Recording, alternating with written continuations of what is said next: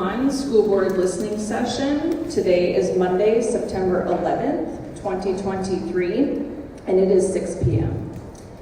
Bloomington Public Schools parents and caregivers, students, staff, and Bloomington residents who are registered by the noon deadline today will have the opportunity to address the school board in order of their registration. At the time, there were 36 people registered, and we will do our best to get through all speakers within the 45-minute listening session time frame. I do need to let you know that number's gone down to closer to 29 as I've been checking in with people, but we'll see where we're at. The chair will announce the time of the name of the person to speak, followed by the name of the person that is on deck. And we have 2 microphones here. So when I call your name, if one person can come to, we'll call this one microphone A, we'll call this one microphone B, and so one person come up, and I'll probably call you in groups of 4, so you can always have one person waiting behind. So please be prepared to comment when your name is called.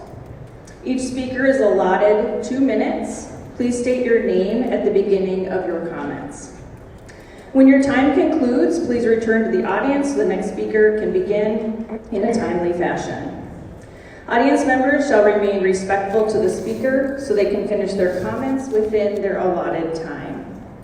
As stated in policy, the school board does not respond at listening sessions. If needed, matters are referred to administration.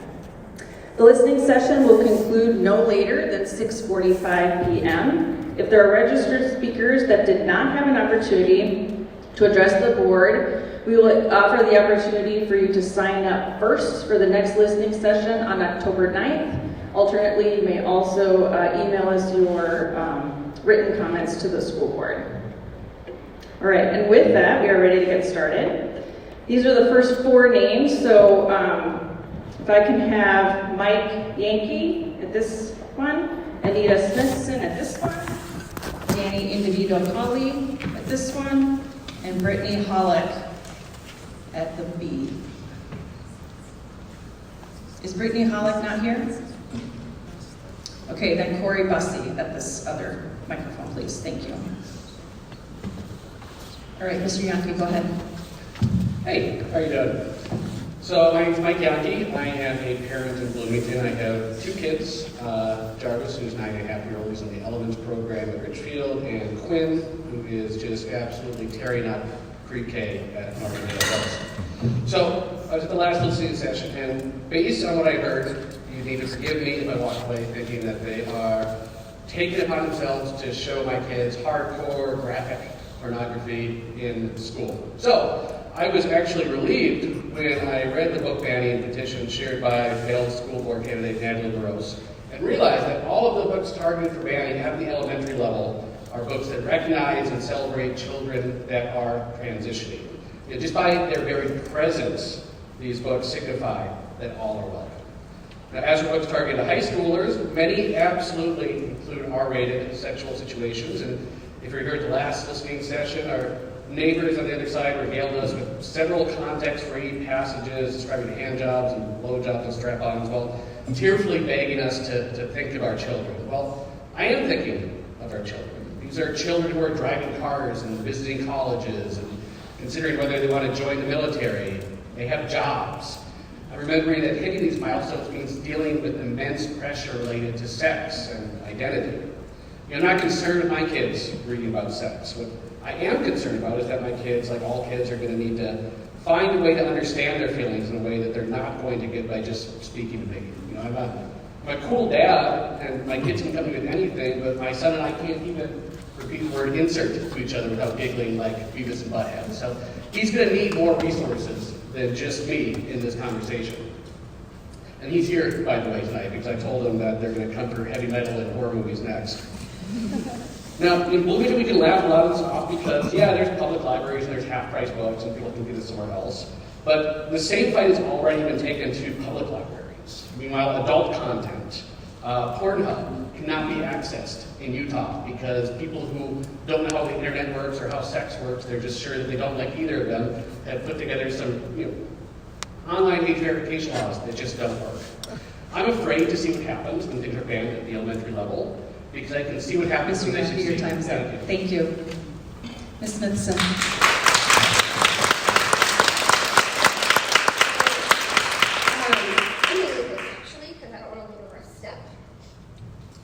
Good evening, Chair Stark, school board members, superintendent, and staff.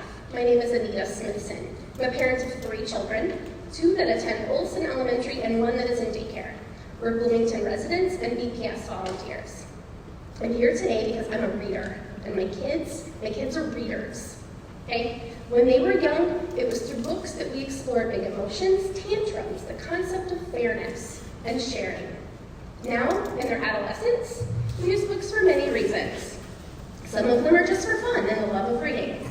Some books are used to explore other challenges, like how to be a good friend, how to navigate conflict, how to gain understanding of a topic or an experience.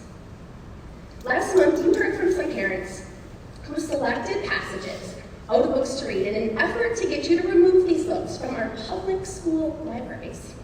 These parents were uncomfortable with the sentences they were reading, and that's okay, because not all books are for all people. As someone who has read several of the books mentioned, I've taken a lot more out of those books than just the content of a few sentences. Families have the right to guide their children's reading, but I do not believe that other parents should be making that decision for the rest of our families.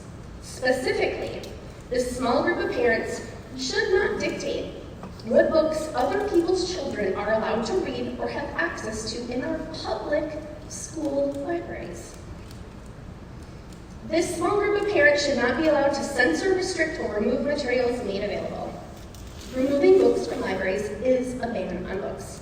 I support the freedom to read, and I support our children's First Amendment right to expression. The Bloomington Public Schools mission is to help prepare all learners to thrive in a rapidly changing world. We cannot achieve that by limiting the information that our learners have access to. I'm here today to ask you to defend our children's First Amendment right to read and defend their access to the library books of their choosing. Thank you. Thank you. Ms. Individual College. Hi, sorry, I'm a little anxious. This is a very emotional subject for me. My name is Danielle Individual-Colley. I'm the Vice Chair of the Bloomington Early Learning Advisory. I'm also the Federal Legislative Chair for the Minnesota PTA. I'm the parent of 2 preschoolers in this district. They're both at Pond and they're both in special education. And then everything I'm about to say is from me and no other organization, just me. I come in defense of all books on our shelves, but in particular the book Genderqueer. My sibling just came out as non-binary to our family. They're 35 years old. They've struggled to find the words to describe their experience their entire life. They've always felt outside of everything. They thought they were an alien, and they've had mental health struggles both in their teen years and throughout their adult life. When my sibling came out to my parents this year, our mom and dad just did not understand. It was invalidating and painful for my sibling. Then, for their 35th birthday, I gave them Genderqueer.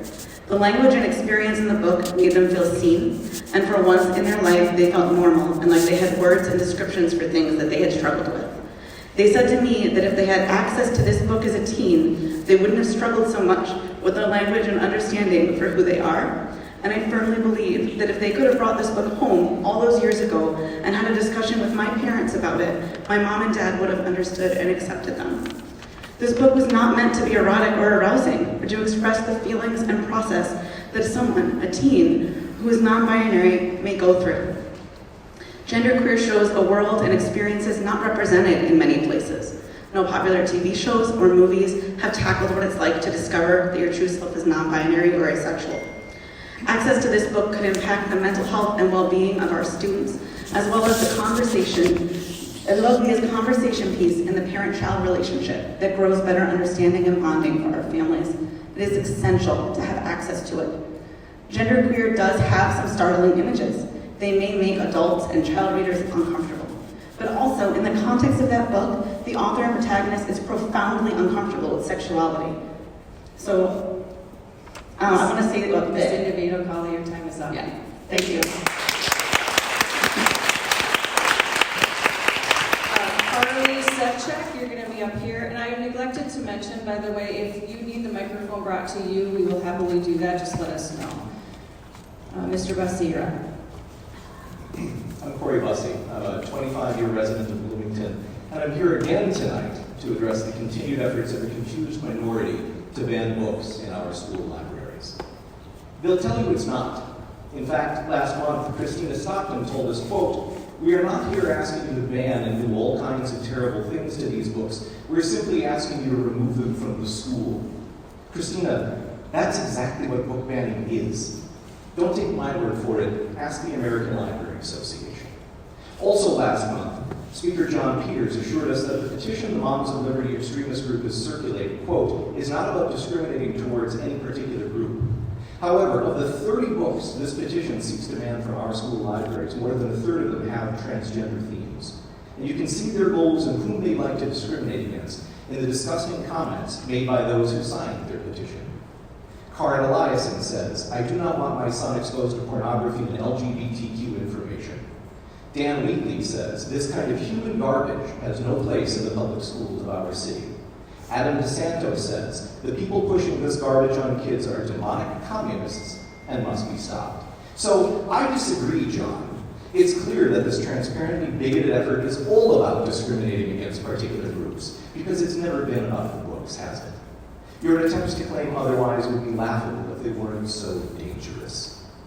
Credible polls by the American Library Association, NPR, and Ipsos find that 2/3 of Americans are against banning books, and yet last year alone there were 1,269 reported attempts to censor library books and resources. That's the highest number of attempted book bans since the ALA started collecting data more than 20 years ago.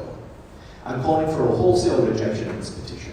Turn away from this shameful chapter in our city and remind the people behind it that this will not stand. This will not happen. Bloomington will not allow it.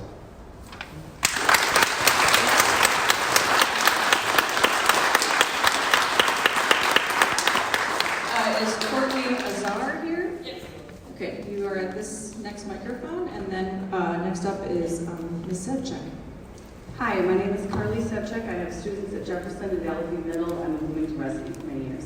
Please know that every request that you have received to remove a book, there is a host of parents who want these books to remain. The targeted request for removal of these materials is a foothold for intolerance. Minnesota Statute 617.241 states that a work must be taken as a whole and must lack serious literary, artistic, political, or scientific value. The books facing review, when taken as a whole, pass this test. They do not meet the legal definition of pornographic or obscene, and they need to remain in circulation.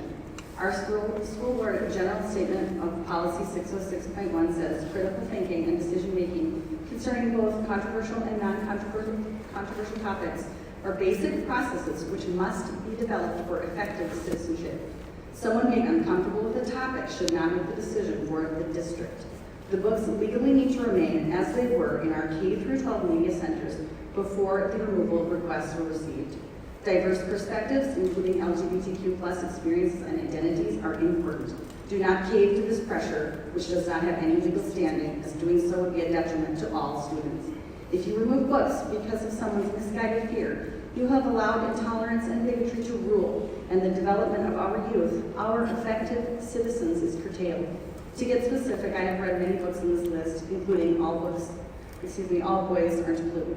In the beginning of this memoir, the author says things like, "This book is to bring people together, to help heal people's trauma, to bridge divisions."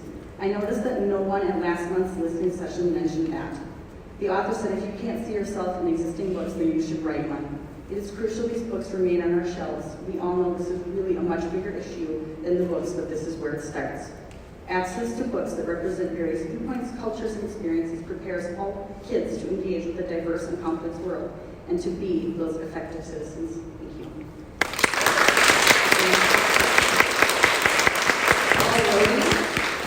Moving on this over here, and then Mrs. Azar. Hi, my name is Courtney Azar. I'm a parent of 2 elementary students here in Bloomington Public Schools, and I just want to say that I speak on behalf of myself and no one else. In the past few years, several groups and individuals have sought to ban books, interesting in a country we call land of the free and home of the brave. We're raising children to become capable adults. Knowledge is power, and our children deserve to encounter the world armed with that knowledge. It's our job as parents and teachers to help them understand and frame that knowledge, of course, but to say they can't have access to certain knowledge is ridiculous. Folks hoping to ban books have some historical peers In 1931, China banned Alice in Wonderland. In 1933, German nationalists burned more than 100 million books over the course of World War II because they were un-German, a term we know now to mean Jewish or diverse.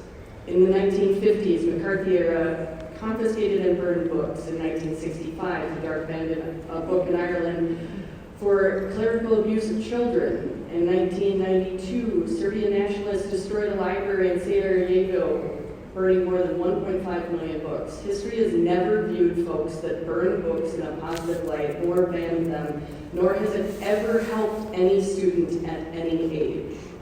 Lucky for us, the Supreme Court has a response to this. In 1968, they said education may not aid, foster, or promote one religion over another. In 1973, the Miller test defined obscene books to appeal to prurient intent, depicts in a patently offensive way sexual conduct, lacks serious literacy, artistic, political, or scientific value. And in 1982, students' First Amendment rights were violated when 9 books were pulled from library shelves. That was 9 books. You were given a list of 30. Those are First Amendment rights that deserve to be upheld. Books are not usually banned from any other population than those of diverse populations, and when our children read from those diverse writers, they develop empathy, something I hope all of our children grow to learn. Thank you.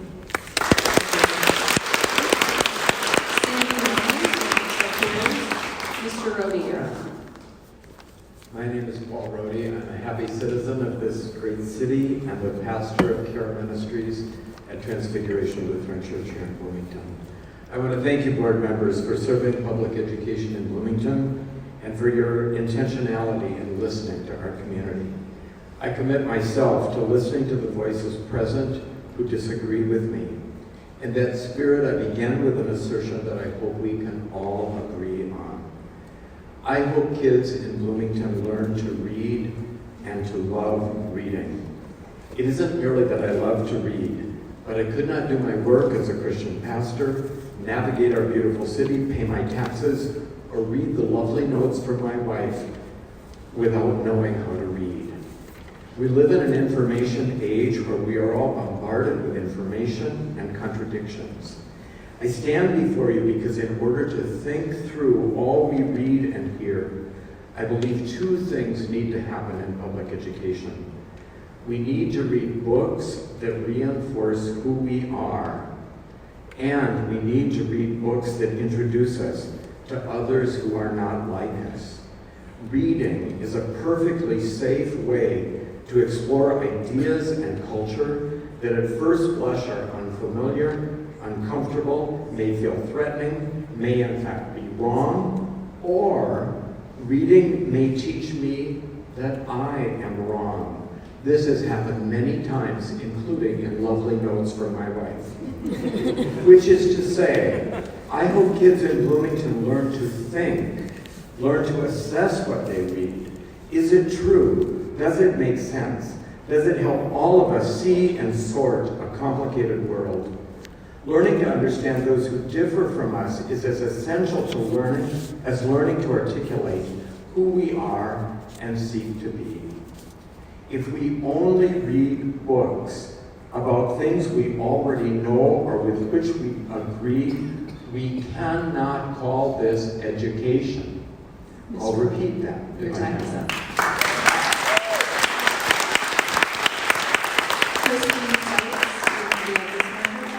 Ms. Mullins. My name is Sandy Mullen,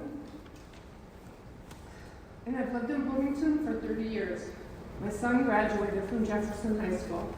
I'm here to express my dismay at the possibility of banning books in school libraries. Many of these books are LGBTQIA+. For some students, this may be their only resource for information or stories that are about themselves. This may be concerning for some, but crucial to others. My son is a part of the LGBTQIA+ community. I know how important these resources are. The idea that we would take these books away from any student is frightening. I'm a faithful person, and as a parent, if I didn't want my child to read or watch something, I would tell them. I would not and will not impose those choices on anyone else or their children. I would also not want other parents making those decisions for me or my child.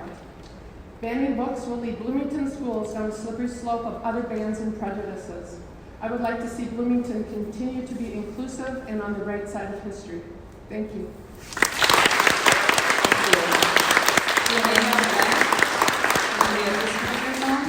Ms. Seitz, you're up. First, I'd like to make clear that the people who spoke out against explicit materials last month are concerned citizens of Bloomington. I do not appreciate the lies that the mama bears of Bloomington are spreading about the people who are speaking out. Further, I do not appreciate that that one of the nonpartisan board members is discussing with a group of moms how we are trying to ban books. There's a difference between banning a legal process and asking for harmful materials to be removed from the school setting due to their explicitness that is age inappropriate. Second, I'd like to point out that explicit vulgar materials are not protected by the First Amendment, and no one is suggesting that we take away a student's First Amendment right. Rather, we are here to hold school staff and all those interacting with the school environment to an expected professional standard. Librarians and teachers should not be able to distribute this material under the guise of being curriculum related. Schools are the one place that parents should not have to worry about sending their children to. So as many as the mama bears, or as much as the mama bears want the power to choose what books their child reads, so do the people who oppose this material. Many of these books are coercive and physically rewire a young person's brain. Oftentimes it does in such a way that the victim thinks that they're making their own personal choice. And this can be the first step to exploitation. Oftentimes, exploitation and grooming occur within peer groups, clubs, sports, educational institutions, and is insidious in nature. I do not expect, nor do I want, the school to decide if any child is ready for explicit material that involves poor power and control dynamics, rape, incest, sadomasochistic themes that literally changes the developing brain chemistry, increases shame, depression, anxiety, suicidal thoughts, and offers a very limited scope of healthy pro-social relationships, no matter one's preferred gender and sexual identity. So we're asking for a policy and a vetting process on incoming material. Thank you.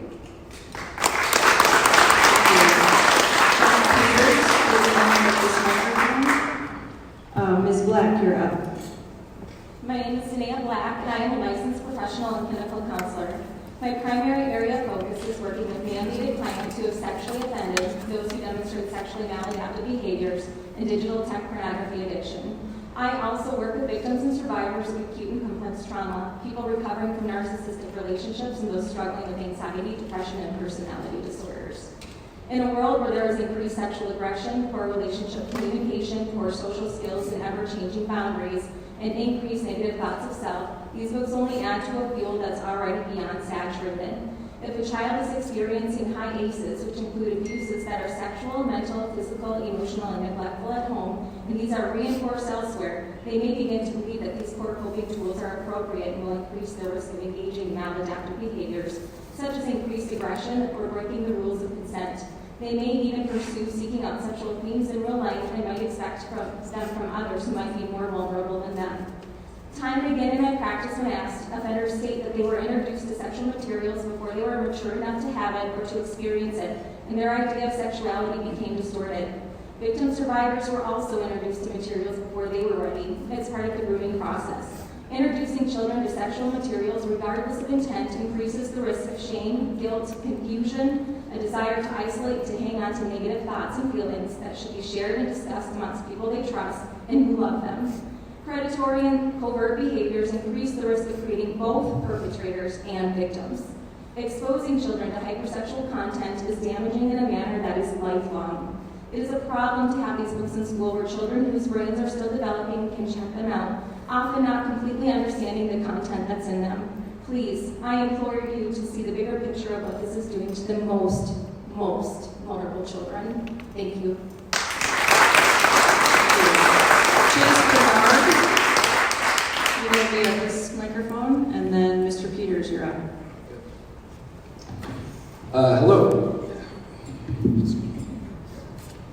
Hello, my name is John Peters. Currently, my wife and I have two kids in Bloomington Public Schools. One's at Olson Middle, one's at Olson Elementary. For the record, I'm not confused. Thanks a lot.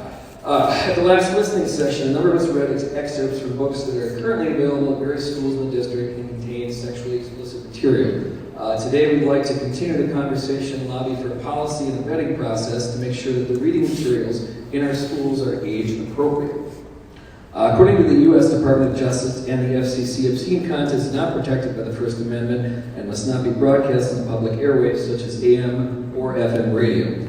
Directly from the Department of Justice website, federal law strictly prohibits the distribution of obscene matter to minors. Any transfer or attempt to transfer such material to a minor under the age of 16, including over the internet, is punishable under federal law. In addition, visual representations such as drawings, cartoons, or paintings that appear to depict minors engaged in sexual activity and are obscene are also illegal under federal law. The questionable materials that we've referenced clearly fall into this category.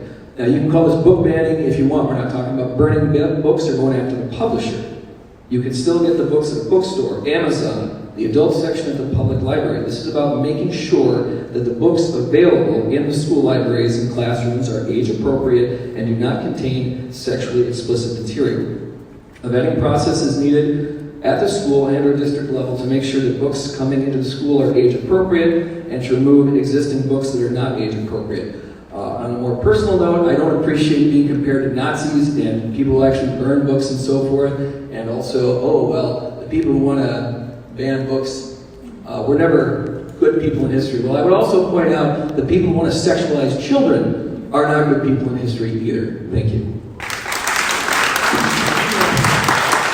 Is Maria Anderson-Lippert here? Yes? You'll be at this microphone next. Mr. Bernard, go ahead. Yeah, my name is Jason Bernard. I've lived in Bloomington my whole life, and I have two young kids. Sexually explicit books have no place in public school libraries and classrooms.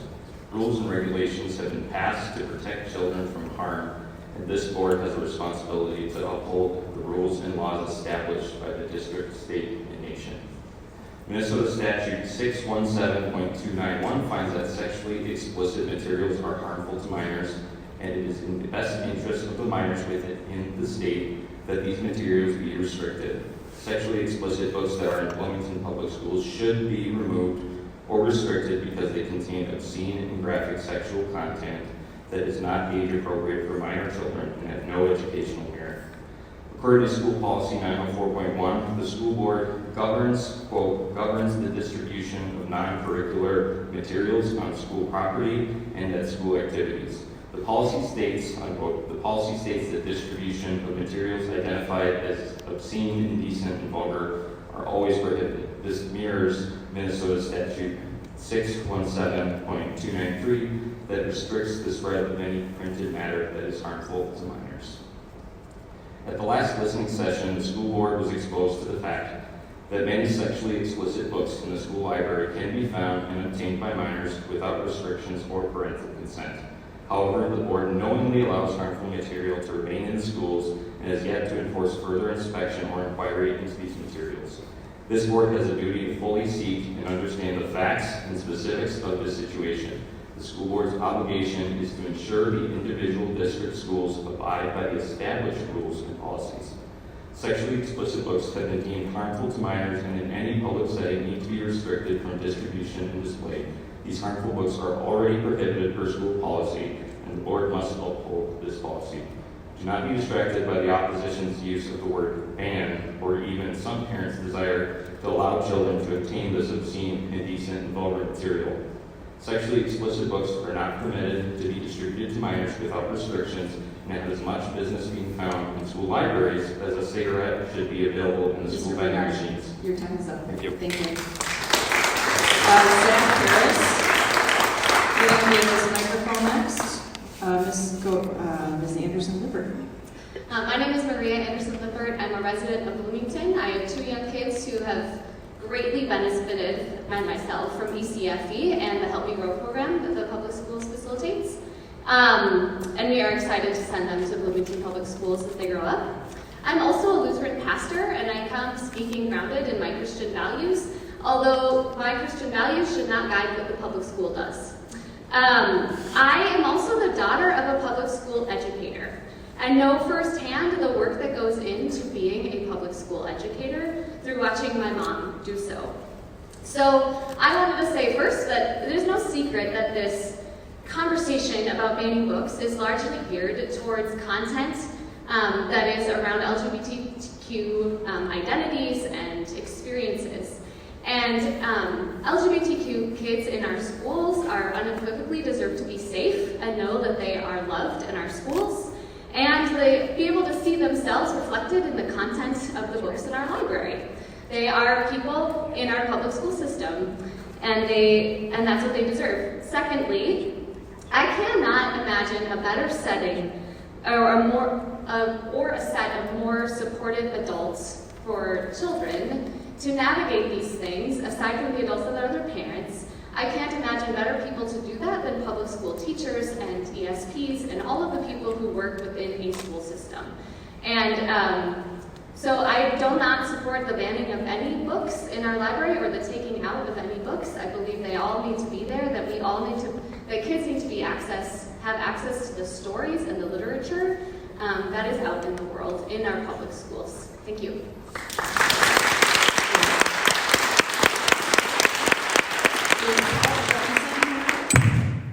Paul Johnson? No. Alicia Batford? Oh, Paul, I'm sorry. The lights are really bright. Go ahead and come down here. Yes. Okay. Mr. Harris, go ahead. Good evening. My name is Zach Harris, student of the Bloomington District. I'm currently a junior in Jefferson High School.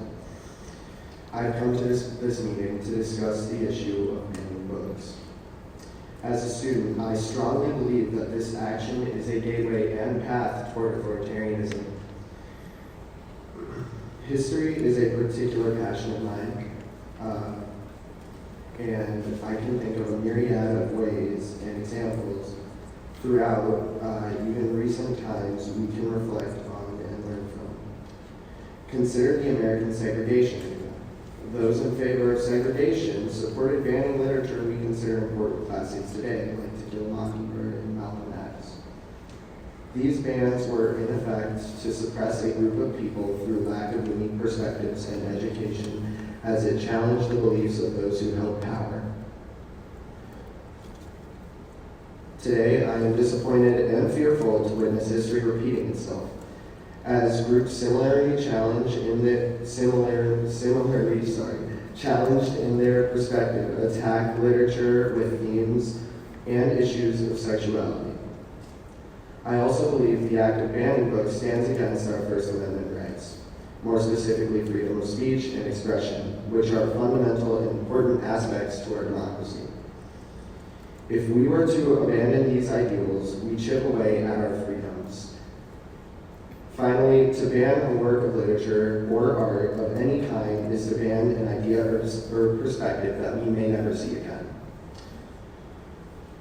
And what a tragedy that would be. Thank you.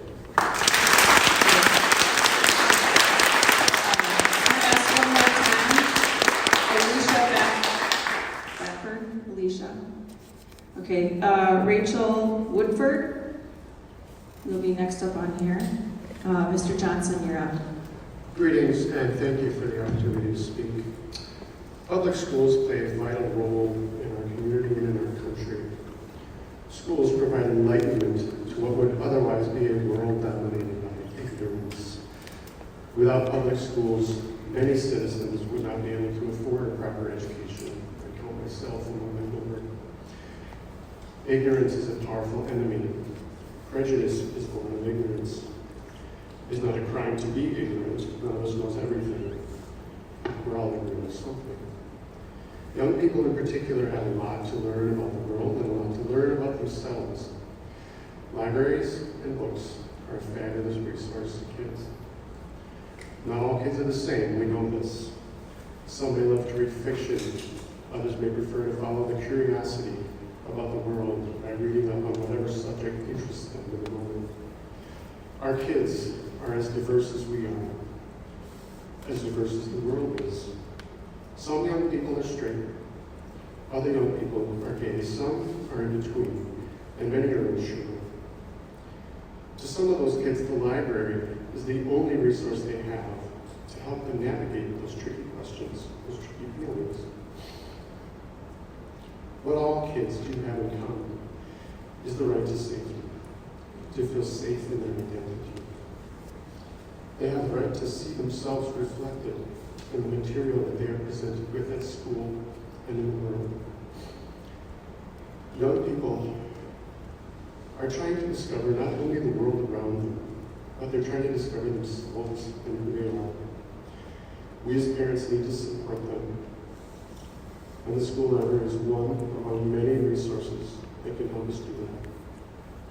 We can't tell some kids that it's okay to be who you are while telling others that they're somehow fundamentally flawed. That's exactly what prejudice looks like. That is ignorance in action. Mr. Johnson, your time's up.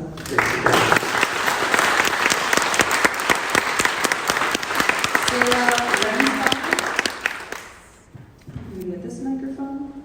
Ms. Woodford, go ahead. Great, thank you. Once I saw the copy of the petition to remove the books from the school, so I decided to kind of educate myself on the current system, like what is already in place, as well as the books that are on. So I did reach out to the media directors of the public schools, and there actually is a system in place to make sure that the books that are in the public schools now are appropriate and are deemed appropriate. And there is actually also a system in place if you find a specific book that you don't agree with, you can ask that that book be removed. So those things already exist. And I don't know that we need to change that process. And also, the way the petition is worded, the very first sentence is, we are petitioning for the immediate removal of sexually explicit books from the libraries. So I started reading all the books on the list, and I haven't gotten through all of them, but great news, most of them don't have sex at all. What they do have is LGBTQ content, and that really concerns me, that they are petitioning under the guise of sexually explicit, when in fact those are not the topics in the books. And it especially concerns me given that for LGBTQ, globally the youth are 3.5 times as likely to attempt suicide, and there are several other facts about that, and I think having the books available to those kids literally could be life-saving, and that's what concerns me most about the content of the book, and then moving that based on the LGBTQ specific content. Thank you.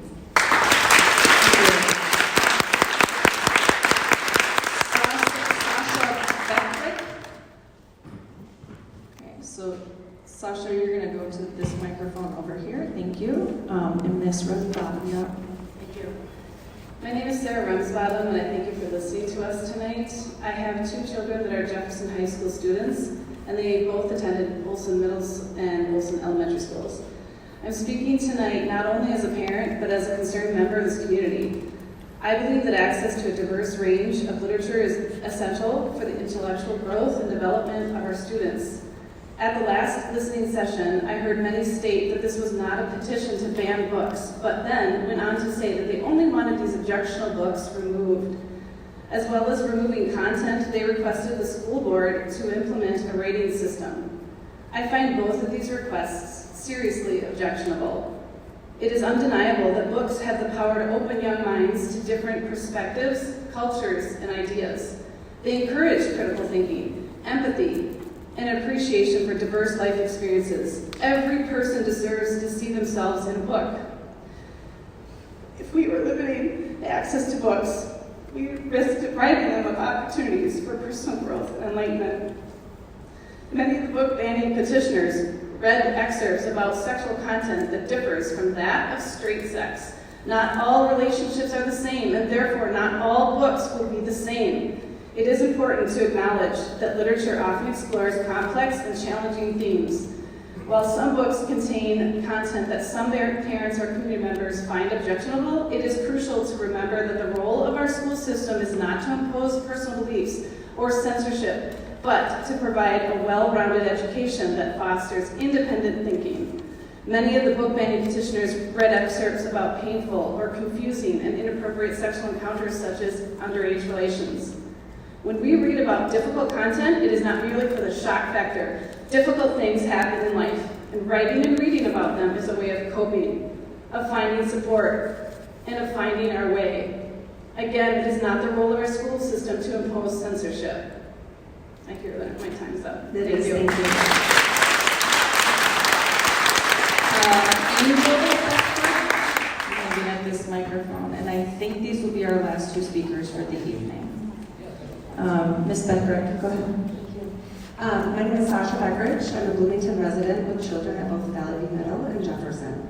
I'm here to share both legal and societal reasons why we should not be taking away these books. I will refrain from using the word banning. Those pushing to ban, I guess I will, are uncomfortable with the themes, characters, and situations in these books. Last month, they read small excerpts taken out of the full context of the books and called them obscene. In order to be considered obscene legally, the Minnesota statute 6.617.241 states that the work must be taken as a whole and must lack serious literary, artistic, political, or scientific value. These books in question arguably offer some or all of the above. Banning books closes our children off to other viewpoints, stunting their curiosity about the world and other people. This leads to ignorance and many times hate. I am far more concerned with spreading ignorance and hate to our children than exposing them to uncomfortable content. We as humans are all different from one another, and there is so much beauty in that. We should focus our efforts on learning from and respecting each other versus tearing each other down. The best way to teach this to our children is to expose them to other stories and help them understand and empathize. By banning these books, we are teaching our children that there is a right and wrong way to live, to be, to feel. We should be teaching them to explore how they feel and ask questions. It is the responsibility of the schools to serve as a resource center and sanctuary for our students, exposing them to multiple viewpoints. Our job as their parents is to have these difficult conversations with our children. Is it uncomfortable when our children learn something we weren't prepared to help them navigate? Yes, but we all grow through that discomfort. Many of these books also provide emotional help to those who can relate to the characters and themes, which leads to validation and hope in a world where they otherwise may not feel belong. My child should not have to feel shame at the expense of other parents not wanting to have difficult conversations. Thank you.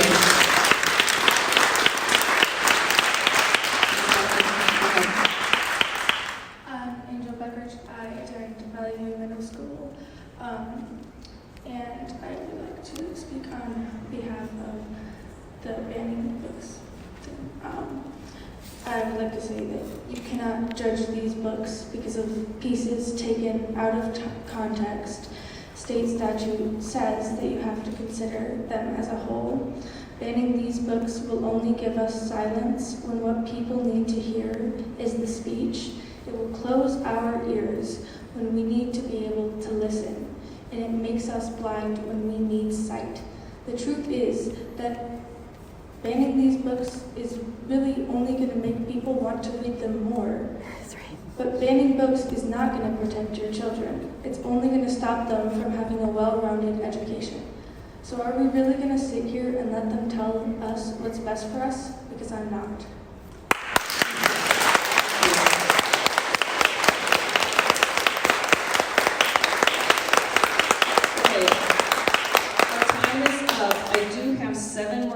On the list, so if you did register by the noon deadline today, you did not get a chance to speak this evening, would you please come find me after this, and we'll make sure that you get on the October 9th list if you would so choose. Also reiterate that you can always email the school board at schoolboard@isd271.org.